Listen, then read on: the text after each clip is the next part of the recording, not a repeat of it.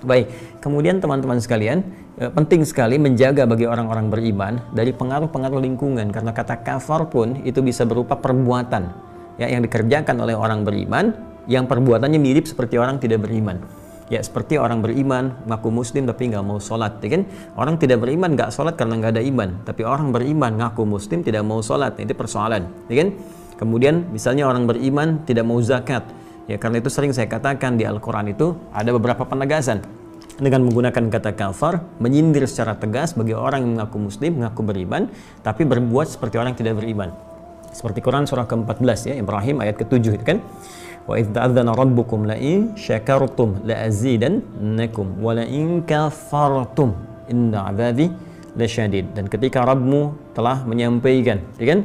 Dan ketika Rabbmu telah mengumumkan, memberikan pengetahuan kepada kita semua, la in syakartum, kalau Anda bersyukur pada Allah Subhanahu wa taala.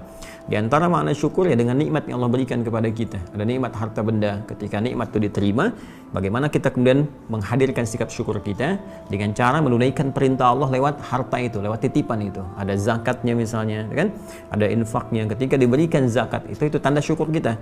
Dan dahsyatnya karunia Allah kepada kita, ketika kita mengungkapkan syukur kita pun dengan berzakat, bukan berkurang, tapi Allah janjikan ditambah lagi. Lazidannakum, malah ditambah lagi, tambah, karena Allah telah memberikan rasa kepercayaan kepada kita yang sanggup mengelola harta itu dengan benar.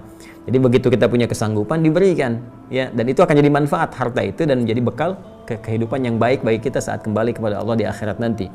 Ya, tapi kalau kemudian abai dengan itu semua, katanya beriman, diuji dengan harta, ya kan? Tapi nggak mau menunaikan perintah lewat harta itu, diperintahkan zakat nggak mau, ya kan? Ya, baik. Wala in kafartum, dan jika engkau kafar, ya, kafar di sini terkait dengan syukur tadi, bukan berarti dia keluar dari Islam. Ya, tapi dia berbuat seperti orang-orang yang kafir tadi. Dia belum beriman, dia nggak mau zakat, yaitu karena nggak ada imannya. Tapi Anda beriman. Apa bedanya iman Anda? Kan?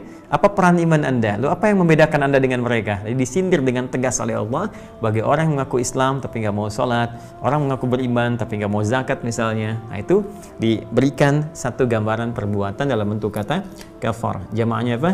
Kafaru. Nah, yang memberikan pengaruh kepada itu, itulah lingkungan yang kita saksikan lewat pandangan kita, lewat telinga pendengaran kita, lewat pencernaan di akal kita. Karena itu, jaga betul pandangan dari segala hal yang bisa merusak, ya, minimal, mohon maaf, merusak sinyal ketersambungan kita dengan Allah. Makanya mata ini di Al-Quran seringkali disampaikan oleh Allah dengan fungsi-fungsi terbaik. Jaga, ya, kemudian ghaddul basar, ya ghuddu min absarihim, laki-laki, perempuan yang beriman, jaga pandangan, jangan melihat yang jelek-jelek. Karena kalau biasa melihat yang jelek, itu sinyal dengan Allahnya terganggu. Ya, sinyal pandangannya akhirnya kena pengaruh tuh. Ketika kena pengaruh gitu, terpalingkan, tertutuplah kemudian hubungannya dengan Allah, sehingga apa-apa yang dilihat, yang Allah berikan sinyal-sinyal kebaikan, dia tak peka lagi.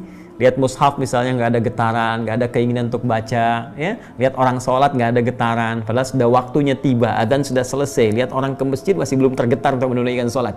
Nah, itu patut dipertanyakan, matanya dipakai apa? Ya. Nah, kemudian pendengaran juga demikian. Kalau sering dengar yang salah, ya, dengar yang keliru, ya, dengar mohon maaf kata-kata yang kotor, nyanyian-nyanyian yang tak baik dan sebagainya, gitu kan? Sering gosip, sering gibah. Nah, ini nanti nggak akan peka pada yang baik-baik. Ya, dengar bacaan Quran alergi, dengar azan marah-marah, dengar yang baik-baik nggak suka. Ya, diarahkannya kepada yang buruk saja. Ini berbahaya. Pun demikian, kalau akal seringkali digunakan untuk mencerna yang tidak baik, ya, sering hanya mikirkan dunia saja, ngitung-ngitung sesuatu, merencanakan hal bahkan yang tidak baik. Nanti ketika dibawa kepada suasana yang baik, ya, rencana untuk bangun masjid nggak bisa, ya, nolak, gitu kan. Rencana bangun madrasah, alergi, ditempatkan dimanapun. Ya, baik itu punya harta, punya kedudukan, punya macam-macam, tapi kalau akalnya nggak pernah dilatih untuk mendekat kepada Allah, maka keputusan-keputusan, kebijakan-kebijakan, dan ya putusan-putusan yang dilahirkan lewat apa yang Allah titipkan kepada kita, baik ilmu, harta, atau kedudukan, itu tidak akan mampu digunakan pada nilai-nilai kebaikan tadi, karena terputus. Karena itulah sindirannya sangat halus dan tajam. Khatamallahu ala qulubihim wa ala sam'ihim wa ala absarihim ghishawah. Itu di matanya ada penutup tuh, ya, di telinganya ada penutup tuh, ya, penyumbat. Kemudian di hatinya pun itu karena sering digunakan pada perbuatan maksiat, terkunci pada nilai-nilai kebaikan. Ya, dan dapat ancaman walahum adzabun azim. Itu ancaman itu untuk menggugurkan semua tadi supaya kita taubat kembali lagi pada jalan yang benar. Karena itu bagi orang-orang beriman jaga pandangan, dijaga, kan? Nah, Allah bukan ingin memberikan batasan untuk melihat kepada kita, tapi ingin mengarahkan penglihatan selalu terarah pada yang baik. Karena mata ini mulia, pendengaran ini mulia, akal ini mulia, bahkan yang tidak dipunya hewan itu akal. Jadi jangan sampai manusia turun status seperti hewan. Karena itu dijaga oleh Allah Subhanahu wa taala supaya akal ini sempurna menunjukkan nilai kemanusiaannya. Jangan turun status menjadi hewan atau di bawah hewan, ya, dalam tanda petik ya. Jangan turun status seperti hewan atau di bawah hewan. Hewan tidak punya akal, ya, manusia bisa di bawah hewan, balhum adall. Kenapa? Karena hewan pun yang tidak punya akal tidak mengerjakan itu. Masa manusia mengerjakan itu? Ya, mohon izin ya. Contoh misalnya, pernah dengar nggak sapi betina aborsi? Tidak kan? Pernah dengar nggak kambing betina aborsi? Kan tidak.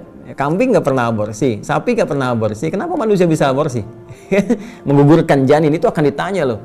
Ya, wa idzal mau'udatu su'ilat bi ayyi dzambin qutilat. Dan ketika bayi-bayi yang terlahir itu ya kemudian dibunuh, ya mereka kemudian dimatikan, mereka kemudian tidak diberikan kesempatan untuk terlahir, ya. Ajalnya tiba, tapi cara manusia memperlakukan itu yang disoal oleh Allah Subhanahu wa taala. Ya, apa yang terjadi? Bi ayyi dzambil qutilat, mereka kemudian akan ditanya di akhirat nanti sampai mereka berkata, mengadu kepada Allah Subhanahu wa taala, "Ya Allah, dosa apa sampai perempuan ini membunuh saya? Dosa apa sampai laki-laki ini kemudian membunuh saya?" Ya, dulu Firaun, sefiraun-firaunnya, ya dalam tanda petik, Firaun, sefiraun-firaunnya itu nunggu dulu. Ya, perempuannya, ibunya lahiran, anaknya keluar, nunggu dulu dilihat. Laki-laki apa perempuan? Kalau perempuan masih sempat dia bebaskan. Laki-laki dieksekusi. Itu ada di Quran misalnya surah kedua ayat 49. Nanti kalau sampai ke sana kita bahas lebih dalam.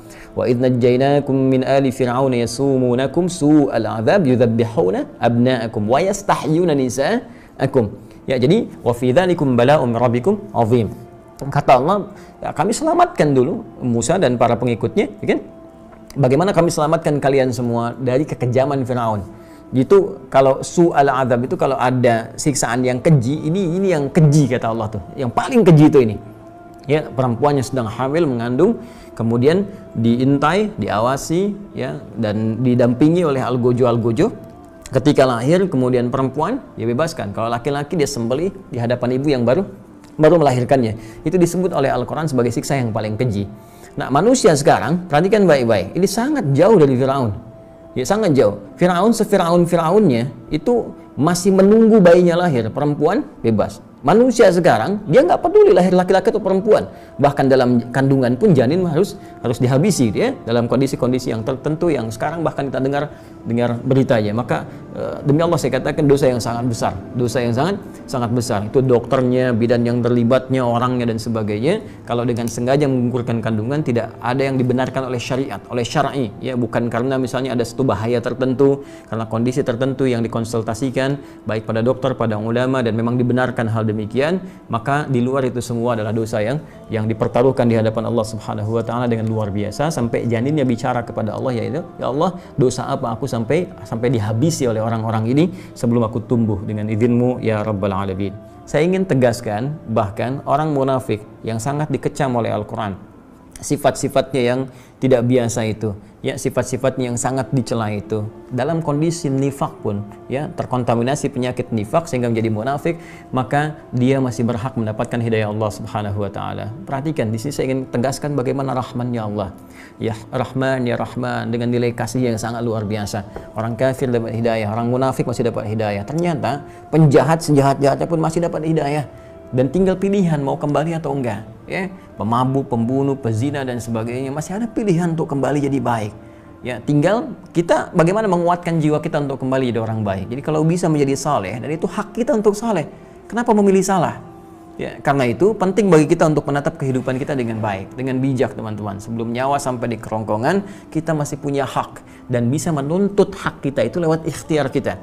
Tuntutlah kesolehan kita lewat ikhtiar kita. Buktikan kita masih punya peluang. Ya, jangan dengarkan kemudian bagaimana manusia berkomentar, ya, bagaimana kemudian setan mengarahkan mereka untuk memberikan pengaruh sehingga menghambat kita untuk bertobat, berbuat lebih baik dari sebelum-sebelumnya. Kita punya hak. Anda punya hak, saya punya hak. Jadi kalau ada orang mengatakan kamu ini napi, kamu mantan, kamu pembunuh, ya itu cuma kata-kata saja. Kita masih punya hak untuk balik jadi lebih baik.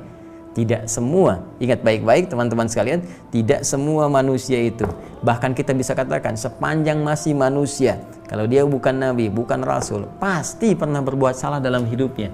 Ya, tinggal pilihan bagaimana kita memperbaiki kesalahan itu sehingga kembali pada jalan yang benar, jalan yang baik. Seperti itulah Allah masih berikan kesempatan pada orang-orang munafik pun untuk kembali dengan mengingatkan mereka.